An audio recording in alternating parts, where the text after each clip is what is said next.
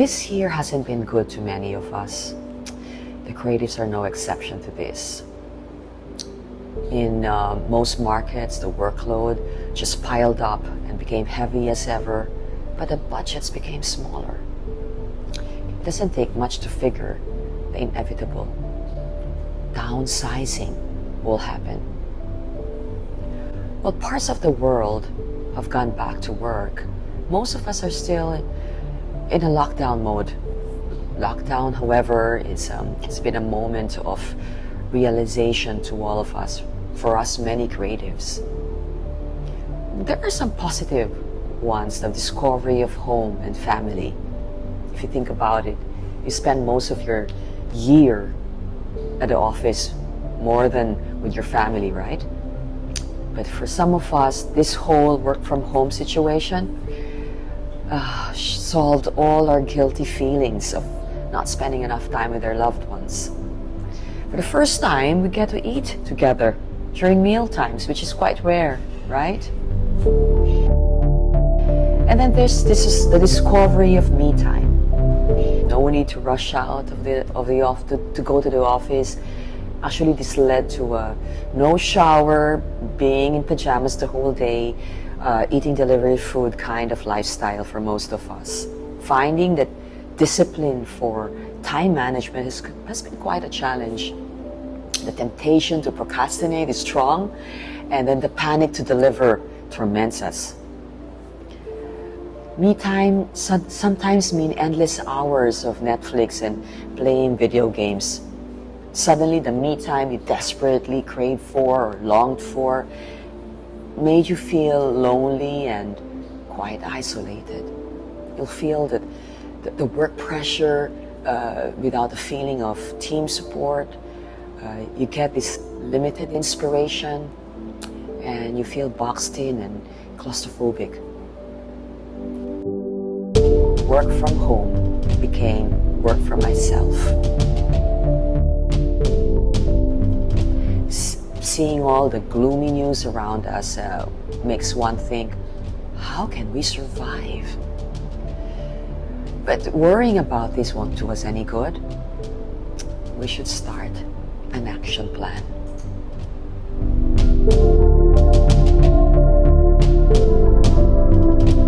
So why do brands repackage? One is to be counter-worthy. Would consumers find you worthy enough to be on their kitchen counter, flaunt you in a way, and be proud of you? Number two, to differentiate from others. And you usually do this by continually upgrading yourself to be relevant. For example, do you have ethical considerations like being environmental friendly, and so on and so forth? Number three, do you build beautiful designs and create wonderful experiences for your consumers? This usually leads to loyalty. Now, these are the exact same reasons why you have to take time and repackage yourselves today. Exactly how the brands you work on would do it.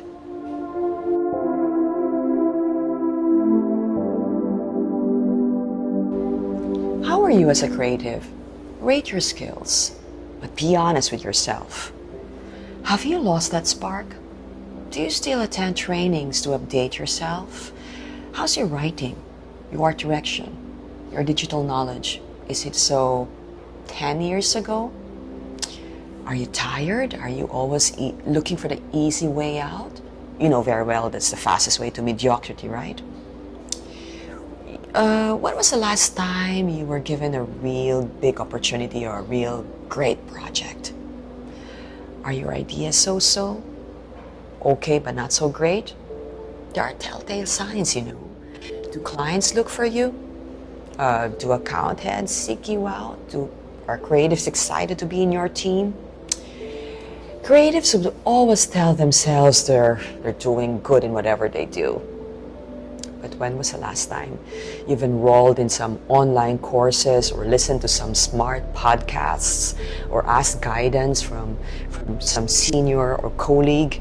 Honestly, I just did that yesterday. Talent is good, but the willingness to improve yourself will make you great.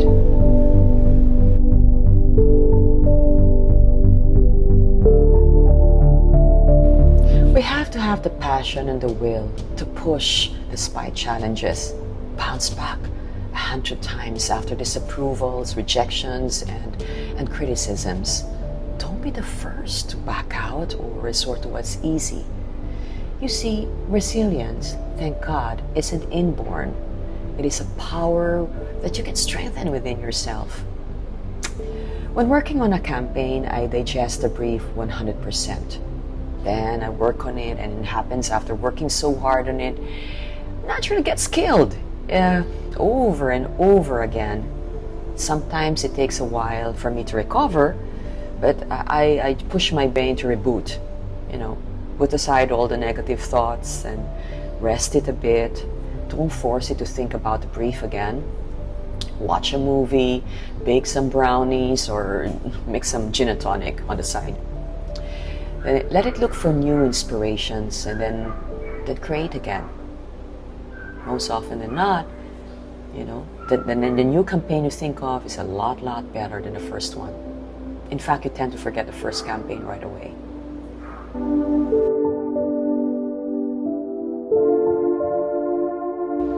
Recharge by activating your senses. See possibilities in the unseen. When you see stories, ask deeper questions. When a person is sad, ask why. It's so hard now, right? Because everybody has masks on, can't see emotions. If the government, does something stupid, research first before you rant.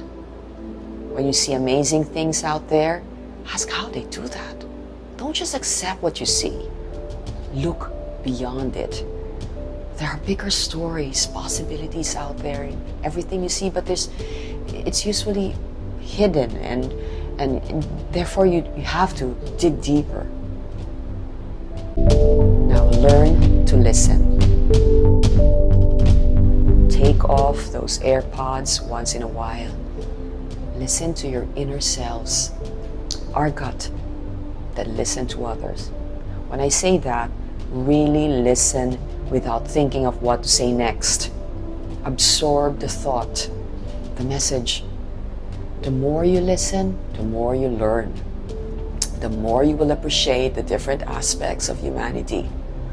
Listening well can develop your instincts better, believe me, and it'll help you understand people's attitudes and behavior, which is important in building productive relationships and creating ideas in real life. Smell the future. Have a sense of what's coming to you. Learn how to sniff what's far away. I usually have a nose for that. Being a step ahead. Don't seize the day, but seize opportunities.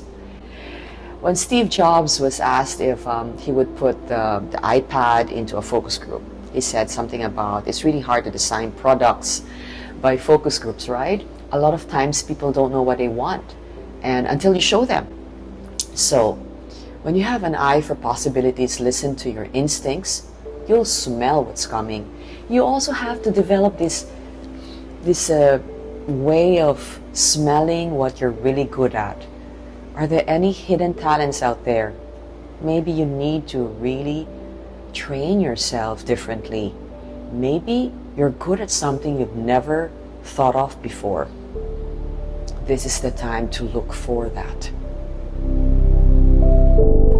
Have a taste of the unexplored.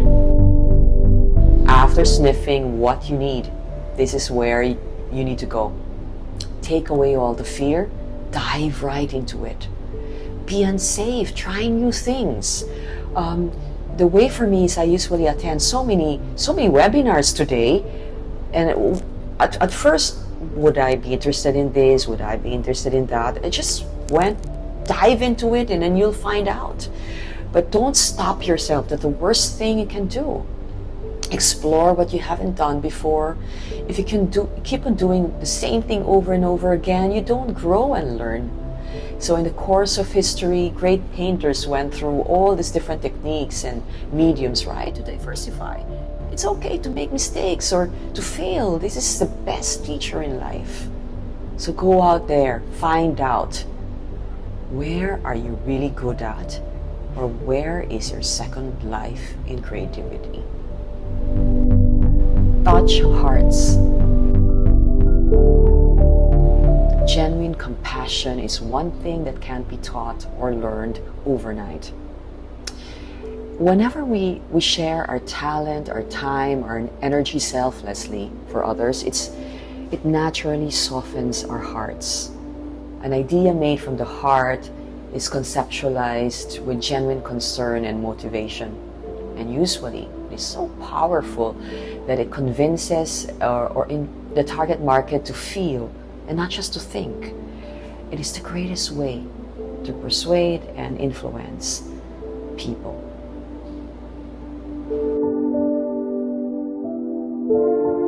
Rebrand. There's a reason why each Avenger has a special superpower. They don't replicate, right? They don't have the same powers that will be deadly. Each one has his and her special superpower that they can own. Very unique to themselves. Same, in the office, we have this, what we call the one-word brand equity. What is your one-word equity? I remember putting mine as restless at first, and then it became relentless. And this is one word that I truly own. It makes me stand out in my whole office. So same with you. Try to find out what is your one-word equity. The one word that represents you and no one else. That makes you different, that makes you stand out in the minds of people, especially in our case, in the industry. And it's actually positioning yourself. To sum up, repackaging yourself is not too far from a brand's perspective. You want to be sustainable, you want to be honest, you want to stand out with a unique design, just like when I said about having your one-word equity. And when you own that, you have the positioning, people would know definitely what you're good at and who you are. And you continuously update yourself, innovate yourself, and evolve for relevance. Now, start future-proofing yourself.